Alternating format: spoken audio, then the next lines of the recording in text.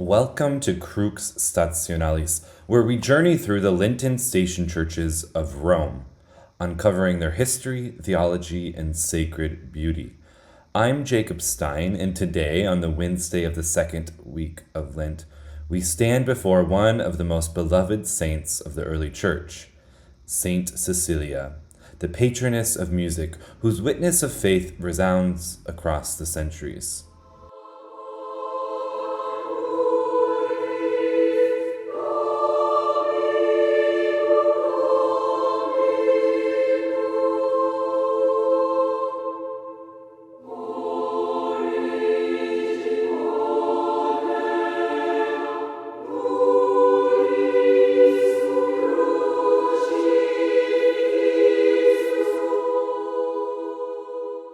Before we discuss Saint Cecilia, I want to mention yesterday's Roman station church of Santa Balbina.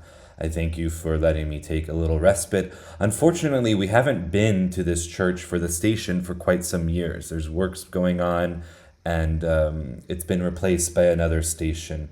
So, which has happened in the history of the stations, or for example, when this was a more widely practiced reality in the Church of Rome.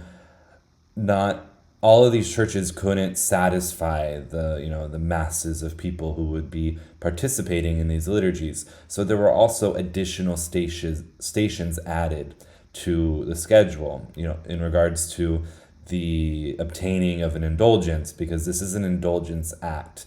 To visit the Basilica on the day of the station is a partial indulgence, and to participate in the ceremonies, the liturgy of the day is an act with a plenary indulgence, obviously also necessitating the requirements for an indulgence as well, which is confession, reception of Holy Communion, detachment from sin, as well as praying for the intentions of the Holy Father. So I want to speak a little bit about Santa Balbina before we go to Santa Cecilia today. Santa Balbina is perched on the Aventine Hill. We've been to the Aventine Hill for Santa Sabina. We're going to go back to the Aventine Hill for Santa Prisca down the road during Lent. And the Basilica is one of the lesser known but ancient churches of Rome.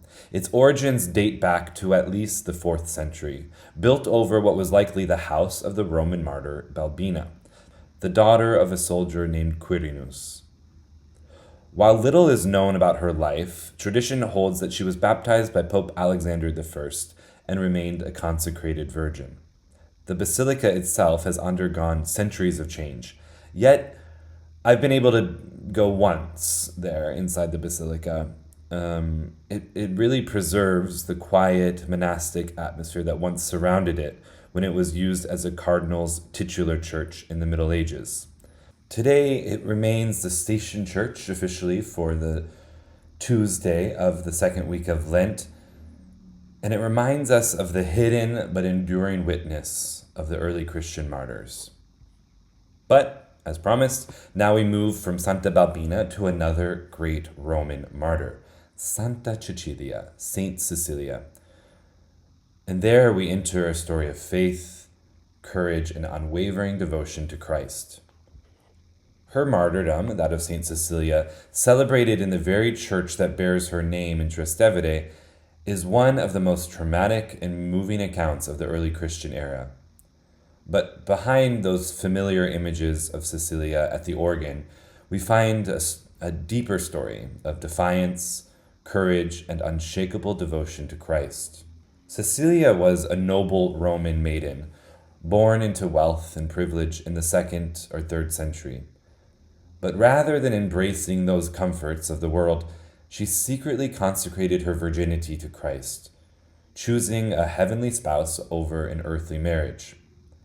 Her parents, however, arranged for her to wed a young nobleman named Valerian. She prepared herself for the trial by prayer and fasting. And so the wedding procession carried on with the ancient sounds of Rome, of lyres and flutes. And with all that background noise, Cecilia is said to have sung in her heart only to God. a moment that would later inspire her patronage of music. On their wedding night, Cecilia revealed her vow to Valerian, telling him that an angel guarded her purity. Moved by this faith of his spouse, Valerian sought instruction in the Christian faith from Pope Urban I. He was baptized and soon became a believer himself. Even his brother, Tibertius, was converted, and together the two men dedicated themselves to burying the bodies of Christian martyrs, a dangerous act under Roman law. When the Roman authorities discovered Valerian and Tibertius's Christian activities, they were swiftly arrested and brought before the prefect Almachius, a ruthless prosecutor of the faith. Offered a chance to renounce Christ and sacrifice to the pagan gods, they refused, certainly sealing their fate. Cecilia was left then a widow. She didn't flee, she didn't hide. Instead, she boldly preached the gospel and converted hundreds to the faith. Soon, she too was brought before Almachius. The prefect, accustomed to seeing fear in the faces of Christians, was stunned by Cecilia's confidence. Naturally, she met his threats with laughter. Defying his power, furious, he condemned her to death. At first, her execution was meant to be bloodless. She was ordered to be suffocated in the steam room of her own house, the ancient Roman Calidarium, which, when you enter the basilica, is on the right side of the basilica, the epistle side of the basilica.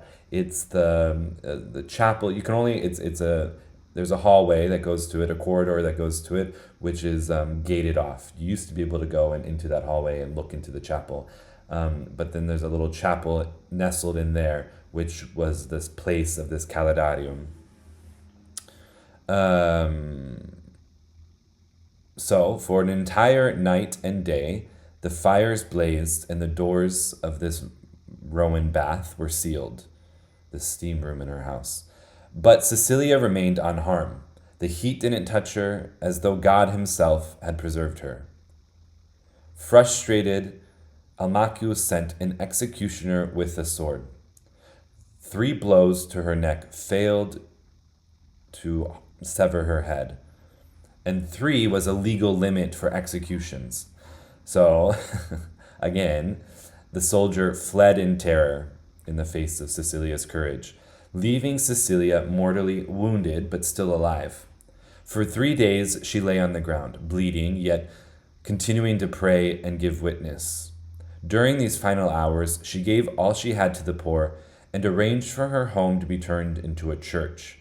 We'll see this as we go to other places where Santa Pudenziana, for example, became a house church where St. Peter and St. Paul would have celebrated Mass. We'll come across the altar in St. John Lateran, which was the altar upon which St. Peter said Mass. And so this before the legalization of Christianity, instead of these basilicas that were built, in 324 by Emperor Constantine when St. John Lateran was built, and then also when shortly after when St. Peter's Basilica was built, the Constantinian Basilica of St. Peter's. Instead, before the legalization of Christianity, Christians worshipped in these house churches where there'd be a room for catechesis, there'd be another room for baptism, there'd be a room for the liturgy. And after giving all of her possessions to the poor, after turning her house into a place that is still a place of Christian worship, finally Saint Cecilia surrendered her soul to Christ.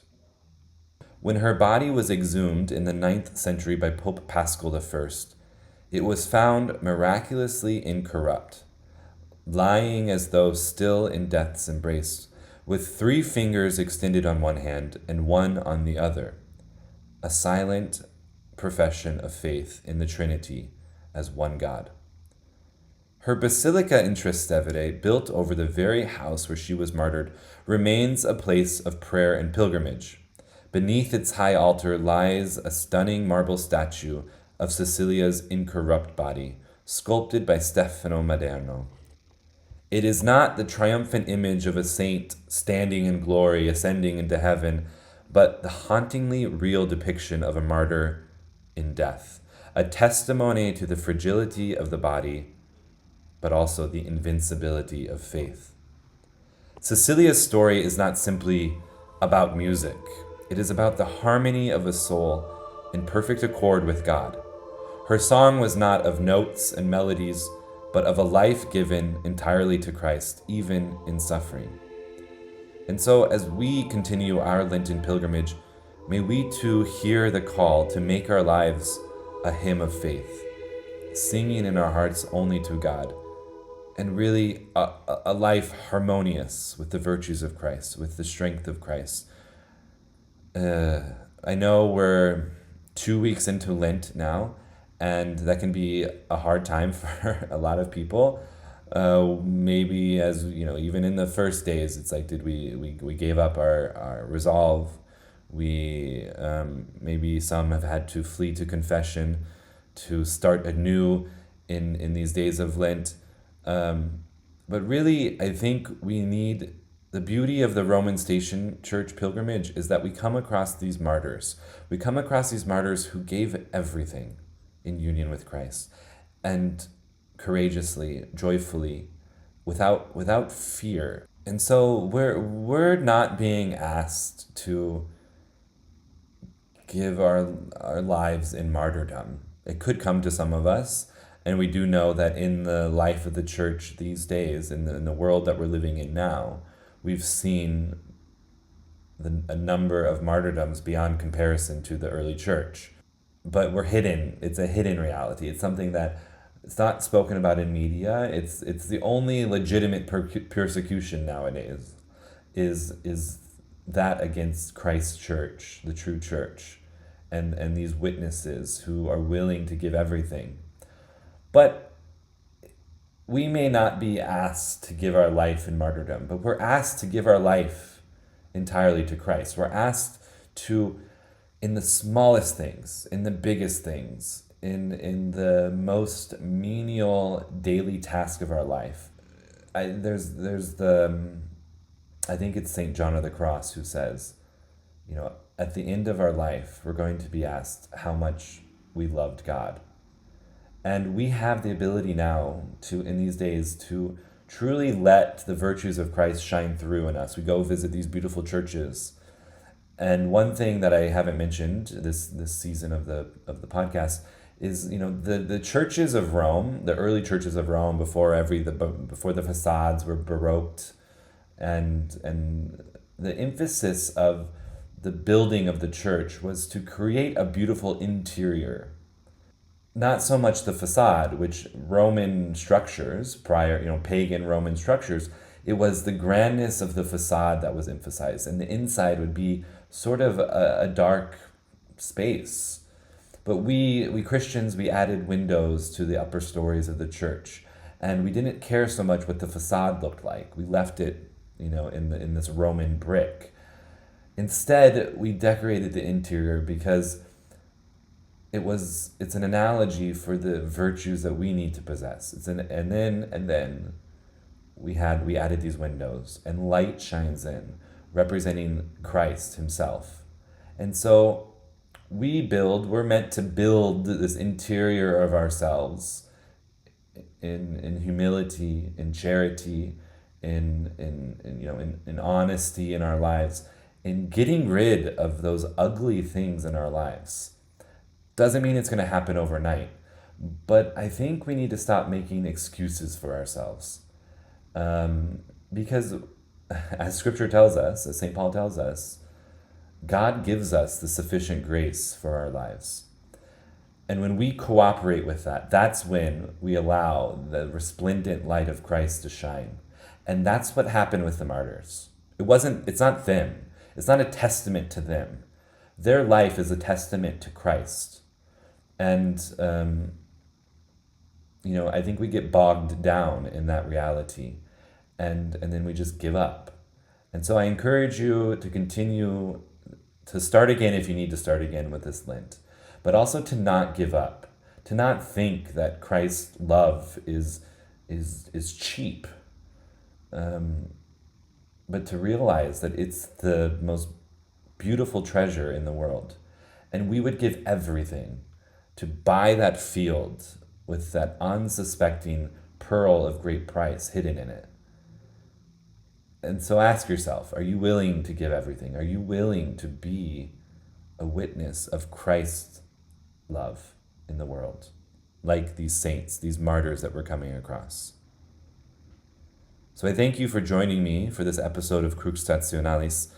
If you'd like to see images of Saint Cecilia's Basilica, you can go to romanstationchurch.com, or you can also just look in the caption of this podcast where I've linked the virtual video tour of the Basilica. It's a beautiful one. It's also adding more to the story of Saint Cecilia, but giving you the images of the Basilica itself.